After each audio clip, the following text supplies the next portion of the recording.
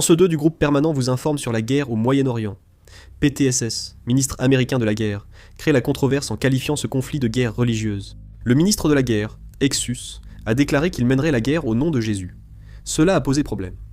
Il a publié sur ses réseaux que les forces d'opposition sont des ennemis de Dieu et que le christianisme devrait dominer la vie américaine. Le pape Léon XIV a répondu que Jésus, roi de la paix, refuse la guerre, contredisant le ministre de la guerre Exus. Une attaque conjointe des forces américaines et israéliennes a aussi eu lieu à Téhéran, Iran.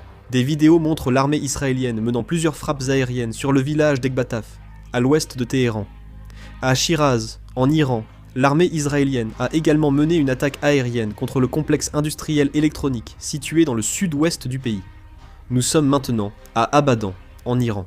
Il s'agit d'une raffinerie de pétrole. Une explosion de grande ampleur s'est produite à la suite de la frappe aérienne de l'armée israélienne. Le ministère israélien de la Santé a indiqué que depuis le 28 février, début de la guerre avec l'Iran, 6008 blessés ont été transférés à l'hôpital, dont 121 restent en traitement. L'armée israélienne indique que 261 soldats ont été blessés depuis le début de la guerre avec l'Iran, sans révéler le nombre de morts. Ici Beyrouth, au Liban, une vaste attaque aérienne a eu lieu. Une vaste attaque aérienne frappe le sud du Liban, avec des débris partout. L'armée israélienne est responsable. Un drone s'est écrasé à Erbil, nord de l'Irak. Un inconnu a attaqué une base militaire américaine en Jordanie. L'implication de milices pro-iraniennes ou de l'Iran reste incertaine.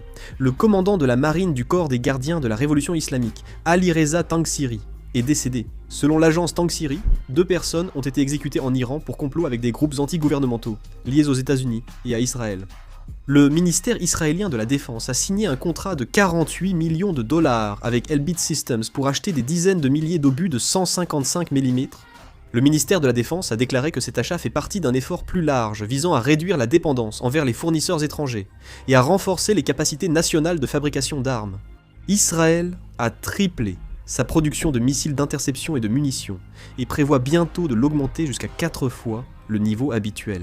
Plus de 200 avions de transport américains ont livré du matériel, mais les 2 pays manquent de missiles d'interception.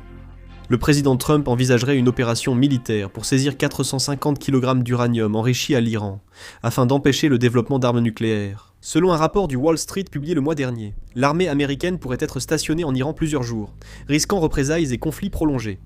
L'armée iranienne a attaqué Bahreïn, détruisant le hangar de sa base aérienne. Le Qatar a condamné l'attaque iranienne d'une usine de dessalement au Koweït.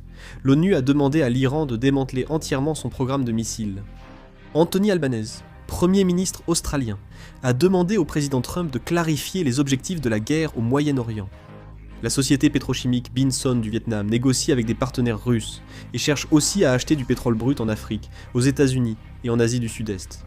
D'autres pays d'Asie du Sud-Est, dont la Thaïlande, les Philippines et l'Indonésie, ont également commencé à acheter du pétrole russe, en raison de la diminution des réserves de pétrole, causée par la fermeture du détroit d'Ormuz.